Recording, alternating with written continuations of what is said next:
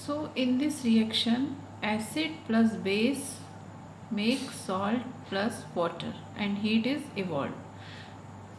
HCl hydrochloric acid, NaOH sodium hydroxide. HCl is acid and sodium hydroxide is base. So we take when HCl and NaOH and react them, they form NaCl. NaCl is sodium chloride or common salt, and water will form. So the salt formed is a neutral material, that is it is neither acid nor basic. ये जो salt बना है NaOH और HCl की reaction में NaCl बना है, common salt बना है, तो ये जो सॉल्ट होता है ये ना ही एसिडिक होता है और ना ही बेसिक होता है, नॉट एसिड नॉट बेस, दोनों ही नहीं होता है, ये न्यूट्रल होता है, इसलिए हम इस प्रोसेस को बोलते हैं neutralisation reaction. Another examples are when vinegar reacts with baking soda. Vinegar means acetic acid, जिसको हम बोलचाल की भाषा में बोलते हैं विनेगर, और एसिटिक एसिड, तो ये एसिड हो गया. Formula CH3COOH. So when acetic acid is react with sodium bicarbonate, sodium Na bicarbonate HCO3, NaHCO3 is sodium bicarbonate. So when sodium bicarbonate react with vinegar or CH3COOH, it will form CH3COONA. CH3 हमने यहाँ से लिया, CH3COO and Na, so they will form CH3CON is sodium acetate, it is salt. H2O and carbon dioxide, H2O means water, water and carbon dioxide will evolve. So understand, तो क्या reaction हुई, CH3COO Na, फिर बाद में क्या बचता है, एक हाइड्रोजन यहाँ से लिया हमने, एक यहाँ से लिया, तो H2O, एक ऑक्सीजन यहाँ से लिया. अब जब एक ऑक्सीजन यहाँ से -1 हो गया तो कितना बचा, CO2 लिख दिया.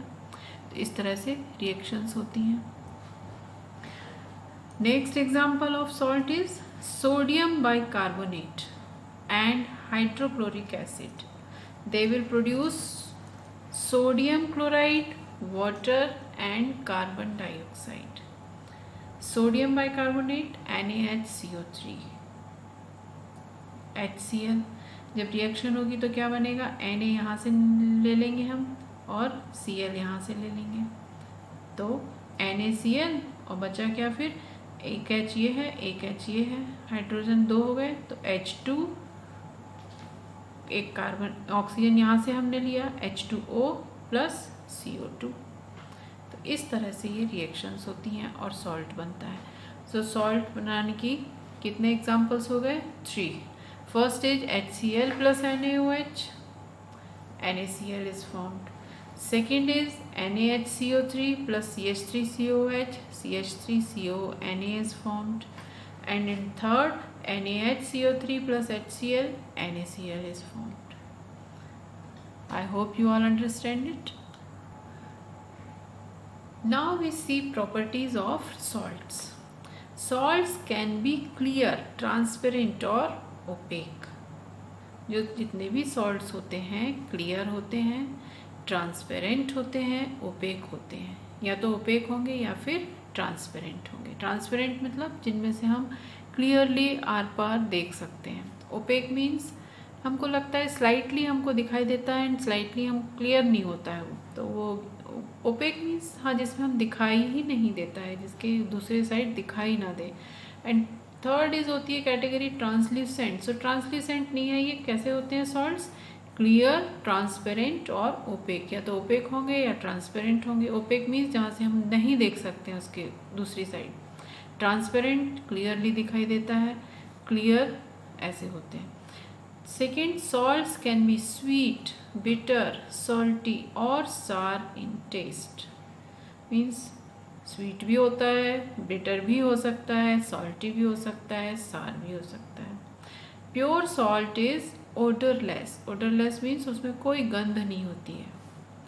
Salts are found as crystals. Crystal के फॉर्म में हमको मिलते हैं।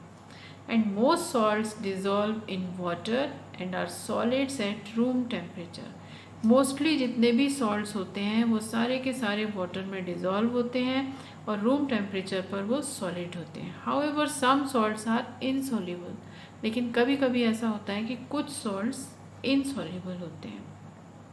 So these 5 properties are of salts. Next we come to uses of some salts.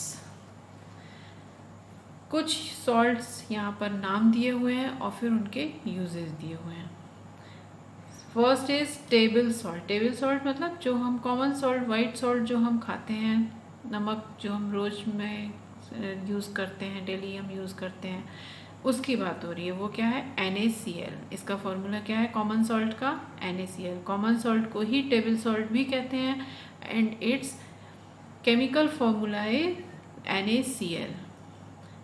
Chemical name is sodium chloride and it is used for food seasoning और as a preservatives of pickles. जितने भी अचार डाले जाते हैं, जैसे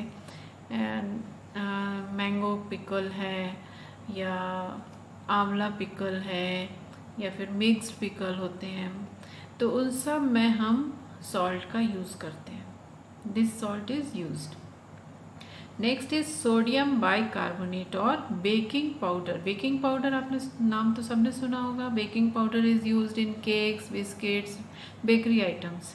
सब में बेकरी आइटम्स में बेकिंग पाउडर यूज़ होता है and its chemical formula is NaHCO3। Chemical फार्मूले आपको सबके याद होने चाहिए।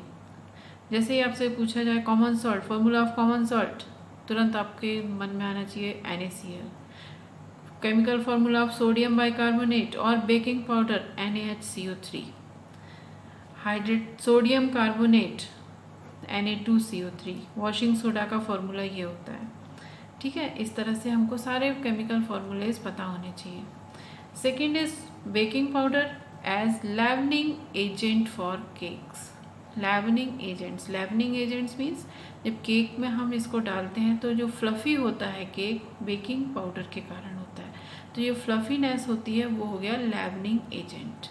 इन फायर एक्सटिंग्विशर। फायर एक्सटिंग्विशर मतलब आग बुझाने के काम भी आता है ये बेकिंग पाउडर। जो मॉइस्ट बेकिंग पाउडर होता है उससे हम बुझा सकते हैं। Third is hydrated sodium carbonate और washing soda. Washing soda for washing purpose, for softening water, in manufacture of detergents, paper, textiles etcetera, इनमें ये यूज़ होता है। Fourth is potash alum. Potash alum is used for water purification. जब भी rainy season होता है तो कभी कभी ऐसा होता है कि वाटर बहुत ही डर्टी आता है घर में, और फिर जो ना हम उसको किचन में यूज़ कर सकते हैं ना ही हम उसको ड्रिंकिंग वाटर में यूज़ कर सकते हैं। तो उसको प्यूरिफाई करने के लिए हम उस वाटर में पोटाश एलम डाल देते हैं। जैसे मान लीजिए हमने एक टैंक में वाटर लिया जो बहुत ही डर्टी है, तो हम इसमें क्या डाल देंगे? Potash alum. पोटाश एलम डालने से क्या होगा? जितनी भी डर्टनेस है वो सब नीचे आ जाएगी और ये डर्टनेस जितनी भी है वो नीचे बैठ गई और ऊपर बिल्कुल प्योर वाटर आपको मिलेगा। और इस प्योर वाटर को हम दूसरे कंटेनर में ले लेंगे तो हमको प्योर वाटर मिल जाएगा और डर्ट नीचे रह जाएगी। पोटाश एलम का use for water purification. Fifth is ammonium nitrate. Ammonium nitrate chemical formula ammonium NH4 nitrate NO3। Ammonium nitrate. Ammonium nitrate का यूज़ होता है in fertilizers. Sixth is silver nitrate और lunar caustic. Lunar caustic AgNO3 and it is used in photography for developing films. So after seeing uses, we come to neutralizing reactions in everyday life. अब हम in everyday life में हम इनकी neutralisation की reactions देखेंगे कि कहाँ कहाँ पर काम होता है।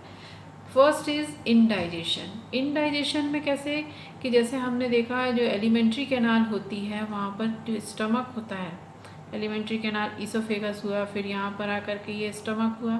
तो स्टमक में क्या होता है कि ये एक कौन सा एसिड सीक्रेट होता है, HCl। तो जब भी हम कुछ ऐसा एसिडिक खा लेते हैं तो क्या होगा कि इसमें HCl ज़्यादा मात्रा में सीक्रेट हो जाएगा। कुछ हमने बहुत ही ग्रेवी वाली कोई सब्जी खाई है या फिर हमने कुछ हैवी खा लिया, पूड़ी पराठा खा लिया, तो कभी कभी ऐसा होता है ना कि गले में जलन होने लगती है, तो इट इज़ फॉर एसिडिटी। तो इस एसिडिटी को न्यूट्रलाइज करने के लिए हम कोई भी एक बेस लेते हैं। तो बेस जब हम लेंगे तो ये क्या करेगा, ये जो एसिड है इससे रिएक्शन करेगा और क्या बन जाएगा, ये न्यूट्रलाइजेशन रिएक्शन हो जाएगी। न्यूट्रलाइजेशन रिएक्शन होगी तो हमको एसिडिटी फिर नहीं होगी। और इसके लिए हम क्या लेते हैं, milk of magnesia. Milk of magnesia हम यूज़ करते हैं।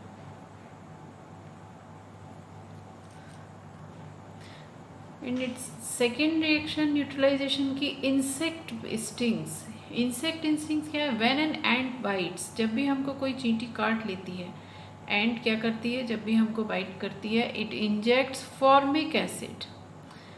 फॉर्मिक एसिड एंट में होता है तो ये क्या करती है, उसको इंजेक्ट कर देती है इनटू द स्किन।